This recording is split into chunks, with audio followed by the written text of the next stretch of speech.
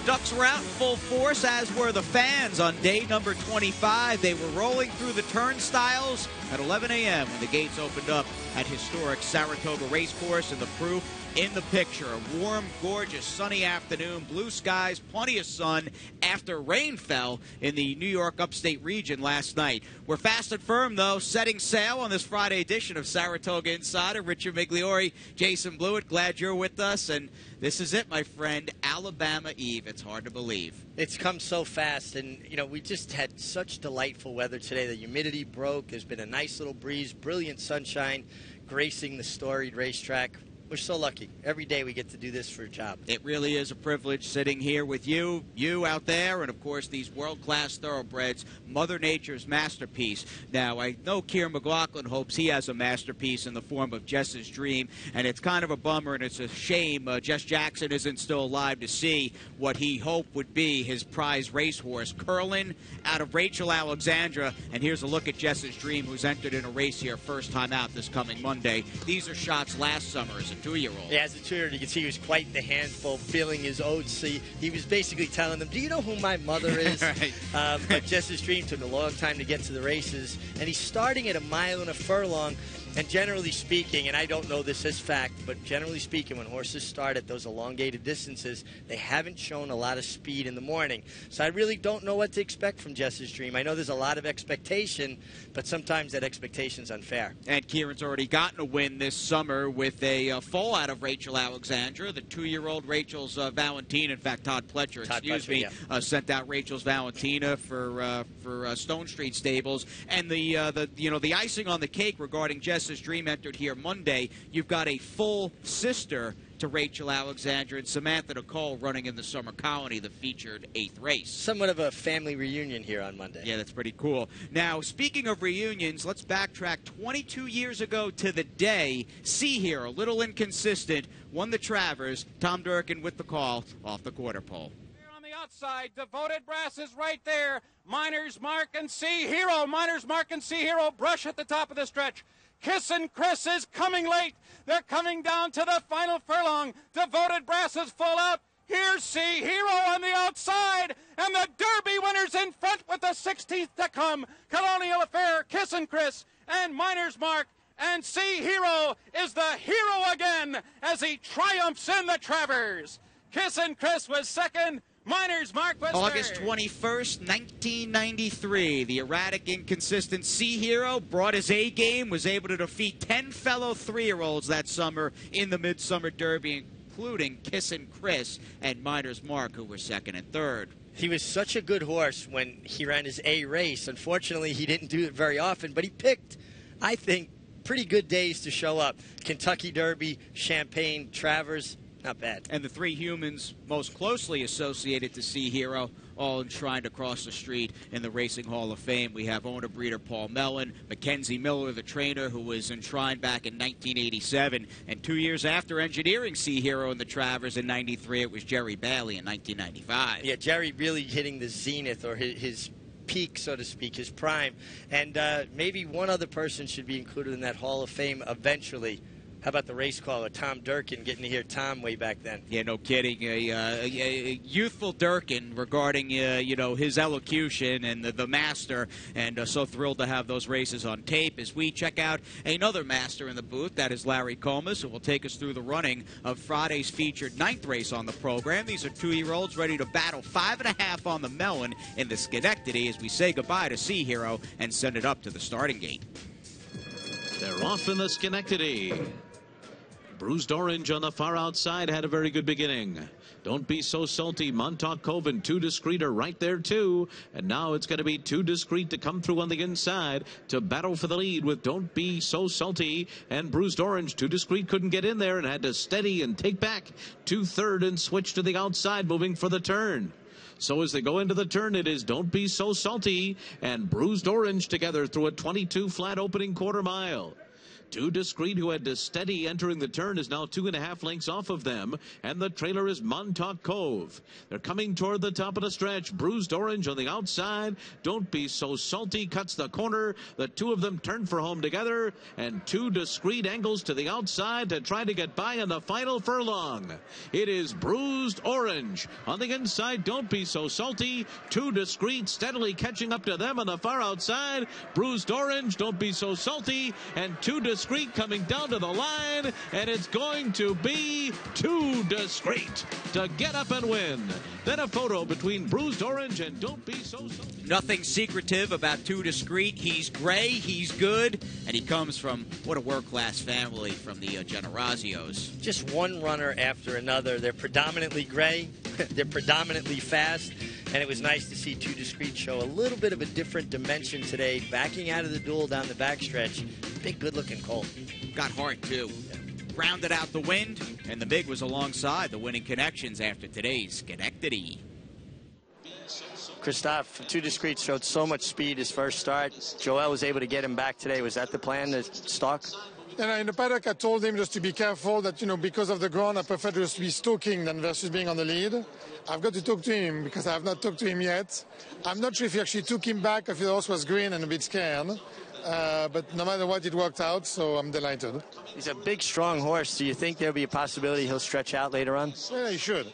I'm sure he'll become a miler at some stage. The question is, do we stretch him now?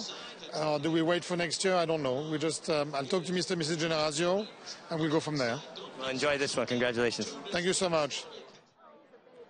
Joel, Too Discreet. You were head and head for the lead on the backside. You took back out of there. Were you in tight, or you just made a decision to get back out of the duel? Actually, Christophe, he told me to, he probably wanted to wait a little bit, but he seemed like he was really sharp. But even in the gate, he was a little nervous, and then he broke there very, very sharp. And I was there. I don't want him really taken by right away, and then I ended up to be in a little tight, and I just, I have to, take him a hold in there and just ease him back, and then, hopefully he have a little kick in the end after. Well, when you got him back, it looked like he took a little while to find his stride, though, didn't it? Yeah, he took a little while. He broke so sharp, and then before the turn, I just grab him and then just get him out of the gate. He sing a little bit. I can see the two horses who was on the outside me. They really want to go to the lead, so I just I have to take him back at that point, and then it took a little bit of time. Looked like the ground was a little soft, but he got there, so that was very impressive. Congratulations, 3 wins today. Thank you, Rich.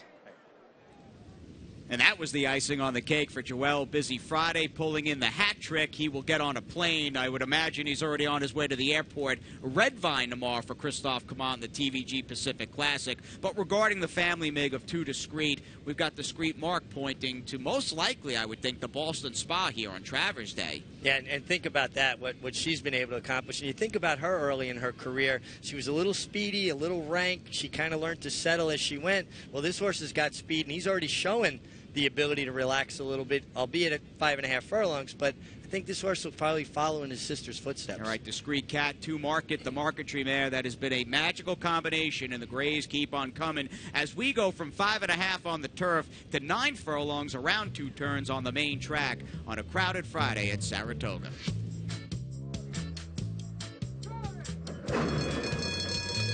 They're off. Annuity stumbled a bit coming out of the gate, but goes out to take the early lead. Pangburn's got speed, too, and Fresh Feline comes through to battle for the front. In the race to that turn, Bella Veloce's caught out there 4 wide. Then another incident, and Kimberly Jean, last of them all, and racing 7 lengths off the lead. So it's going to be Annuity in front early on. Jose Lescando sending Annuity out there on the front end with Fresh Feline to challenge. These two together through the opening quarter mile that goes in 25 seconds flat. So it's an easy early tempo as they head on to the backstretch. And Bella Veloce has come through an opening on the inside to challenge Pangburn for 3rd. 4 lengths more back to another incident. Kimberly Jean trails the field, still 8 lengths behind. Up the backstretch, Annuity in front. Annuity going along by a half a length at an easy early pace here. Fresh Feline is 2nd, Pangburn to the outside 3rd, Bella Veloce is 4th by 3. Then another incident in Kimberly Jean, and the half The pace is picked up, was 48 and 2/5 seconds. So now they head into the far turn. A half mile remains, and the leader is Annuity. Annuity's been there just about all the way so far. The lead is an Eck, and Fresh Feline moves up alongside. Now they're on even terms, and Pangburn's about to join them. Bella Veloce tries to stay in it, running fourth, but is now under a ride. Then another incident, and Kimberly Jean at the back of the field, and they're coming toward the top of the stretch. And Pangburn makes her run for the lead outside of Fresh Feline. These two turn for home together. Pangburn now in front. Fresh Feline is second. Bella Veloce is 4 lengths behind in third. And then comes another incident, an 1/8 of a mile to run. And Pangburn is getting away from Fresh Feline. It's Pangburn in control as they come down to the line. Fresh Feline second best as Pangburn and Javier Castellano win it by almost 2 in the end.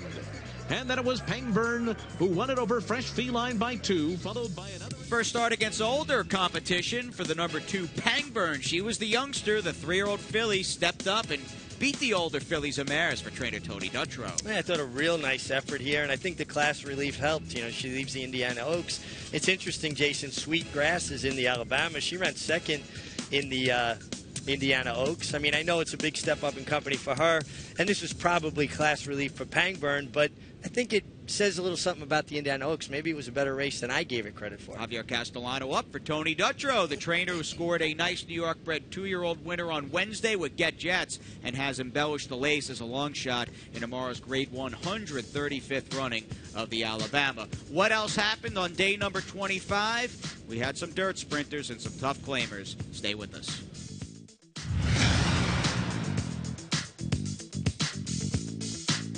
The new Parks Fall Festival will double purses for each of its 32 live racing days. What an opportunity for Pennsylvania breds. In an open maiden special, PA breds will run for over $100,000. So be there at Parks in the fall. Hello, I'm Brian Sanfratello. Last year, we paid $33 million to PA breds in the form of breeder awards, owner bonuses, and restricted race purses. Our Equine Coalition Group is united in the pursuit of making sure that we receive every dollar we deserve. And that's why our Racehorse Development Fund has been constant in the past 4 years. Please go to our website at www.pabred.com or give me a call at 610-444-1050.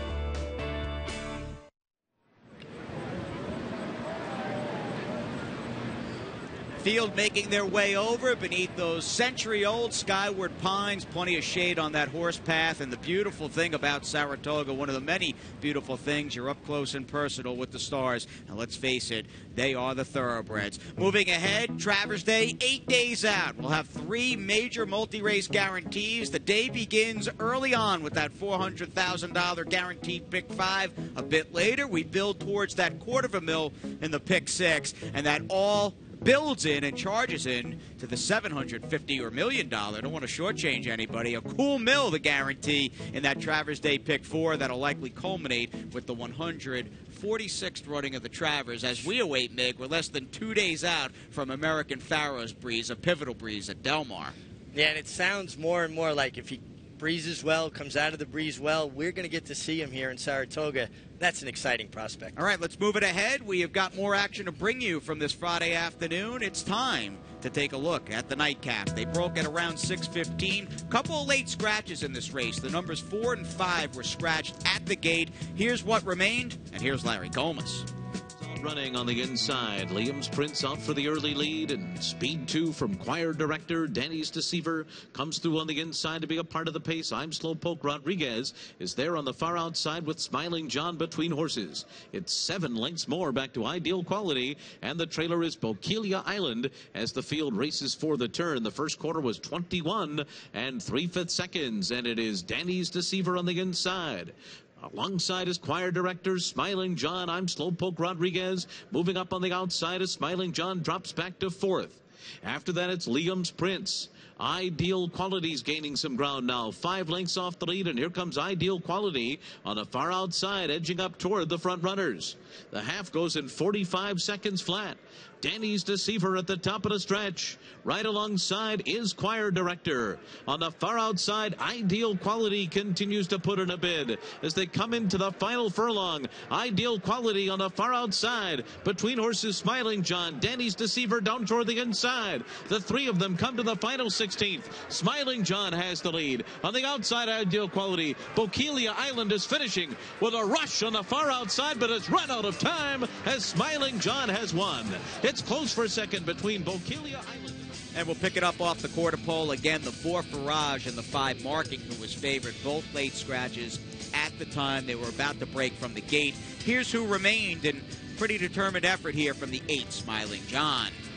Absolutely, and this is a horse that I don't even know where that track is the last time he ran, Jason. Do you know what it is? OTP? Oak Tree at Pleasanton. Oak Tree at Pleasanton. Well, thank you for that. But this horse came up to the big time in Saratoga, got it done. But I think going forward, you want the 2-horse Bokeelia Island. This horse was in another area code. He was in 845. We were in 518.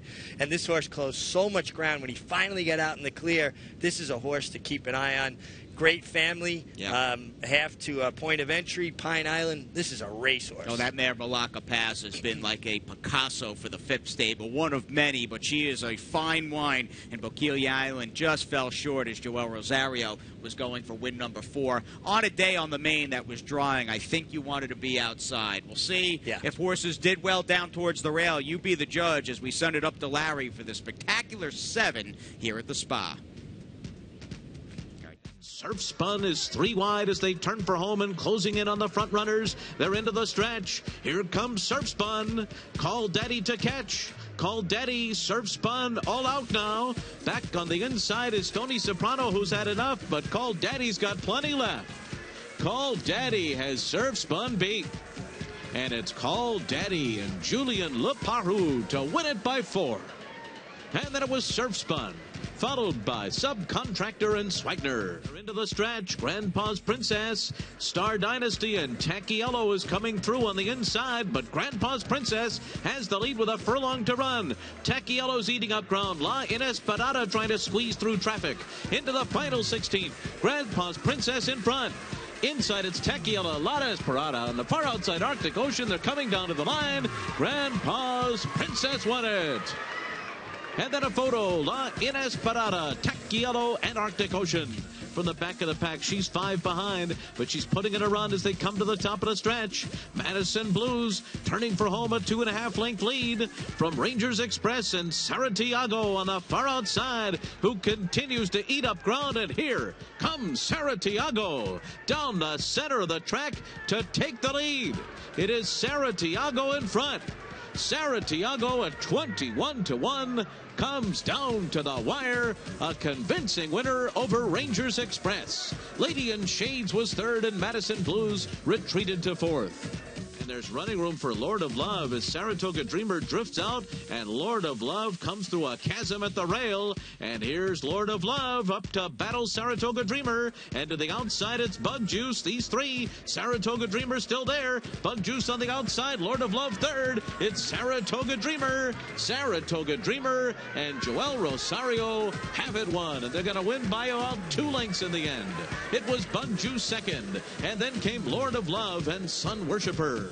Then comes Smart Alex on the inside as they come to the top of the stretch.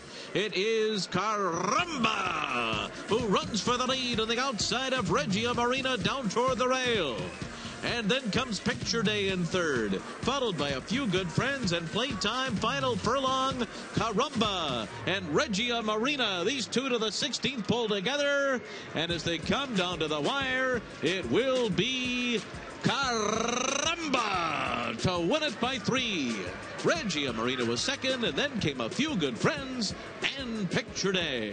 They're coming to the top of the stretch. Dark Roast, Banana Thief, Andrew's Got Zip. These three across the track. Man of Fire trying to come and get them on the outside. Also putting it around is Black Tide, then chasing the Blues and Love Dakota Sky. Final 16th, it is Dark Roast on the outside. Man of Fire down toward the inside. Banana Thief, but it's Man of Fire.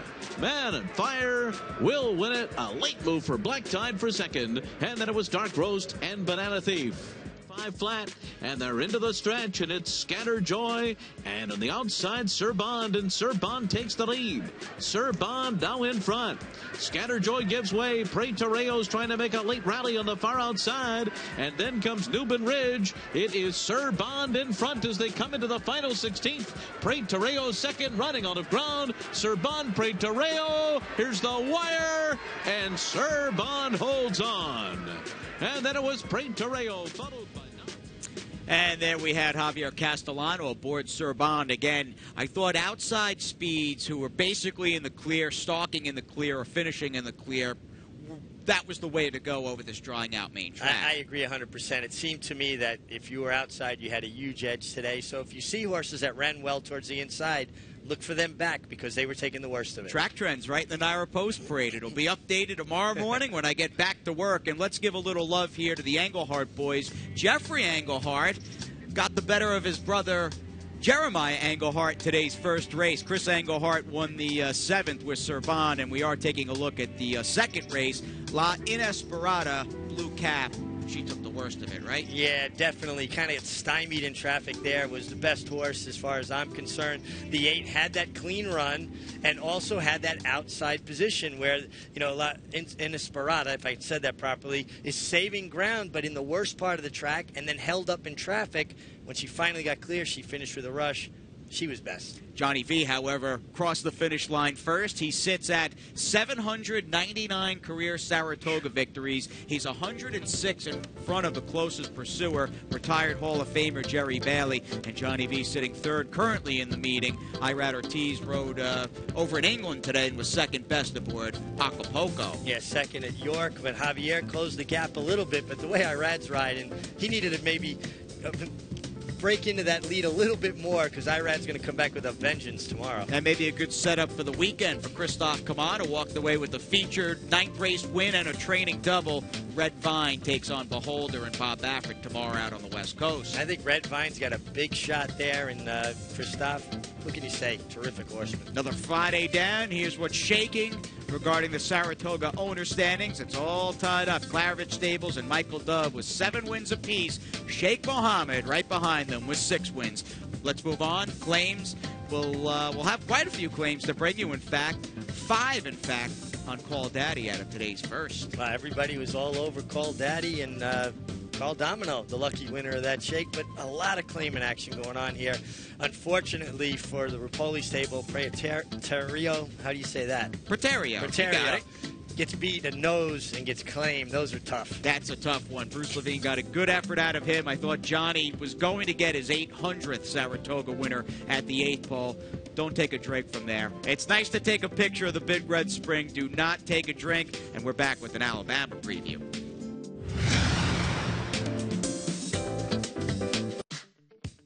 Sunday, what a way to finish off Alabama weekend. The Miggs New Owners Luncheon Seminar. Tell us about it. Well, we're going to have a good time. You get to have lunch trackside, watch horses train. We got the one of the luxury suites. We're going to be on the backstretch. We're going to be in the winner's circle, and you get to spend the day with me. And I implore you, if you want to know anything about ownership or have a great day at the races, sign up or call in tomorrow and get on board. It's the greatest game outdoors as we head north of the border for a Troy preview, backtracking to the 2015 Highlander with Go Blue or Go Home and Something Extra.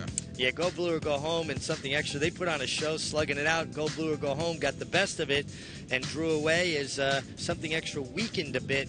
But I think from the rail, Something Extra is forced to go again, don't you, Jason? I don't disagree with that statement whatsoever for trainer Gail Cox as we come home to the spa and look at the July 27 Troy, in which Shore Runner, the #1, was able to extricate himself at the right time. A furious finish to get the money. Yeah, really put in a great run. This horse is in great form for Joe Sharp. Got a terrific ride from Kendrick Carmouche. He's going to have to work out a trip again, though.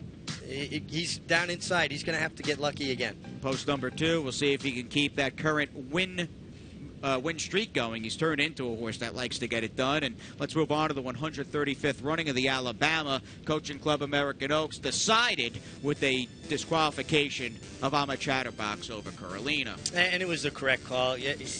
Ama Chatterbox came out, hampered Carolina late. She's only beaten a nose. They put on quite a show, both deserving of the victory, but Carolina placed first, and they're going to renew that rivalry tomorrow.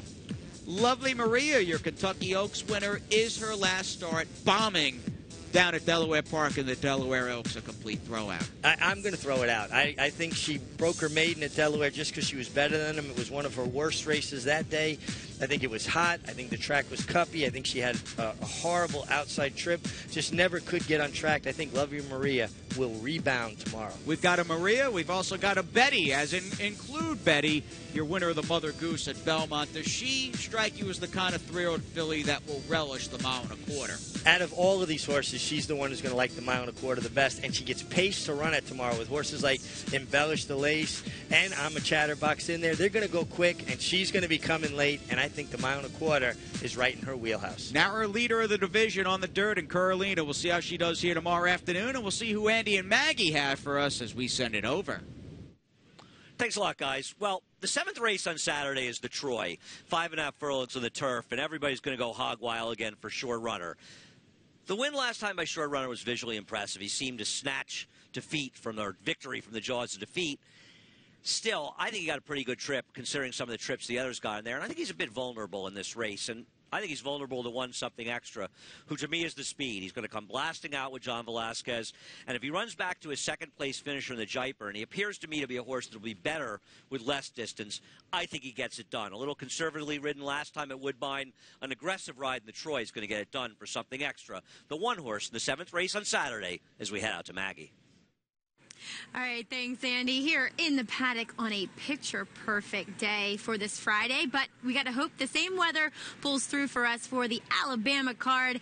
And your paddock insider is going to be a horse who I've been waiting to see back in the entries, and he's going to go out in race number 6, main special weight for the 2-year-old boys, going 1 1/16 on the turf.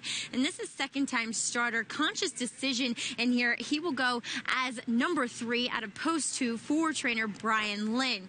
This guy is a son of Kate Blanco, whom is getting off to a somewhat slower start as a freshman sire, but he's a horse who didn't do well until later on in his career. And 2, he was a turf router. So I think that Conscious Decision, while running okay first time out in a 6-furlong sprint won by his stablemate in Hammer's Vision. We've also seen 2 horses come back out of that race to win. He was running on and staying on in the stretch down the middle of the racetrack that race. So that just speaks to me that the longer he goes, the better. 2, he had a body type that would suggest that stretching out to this 1 1/16 distance should suit him down to a T. So I'm making the conscious decision to pick him tomorrow as your paddock insider. Guys, back to you.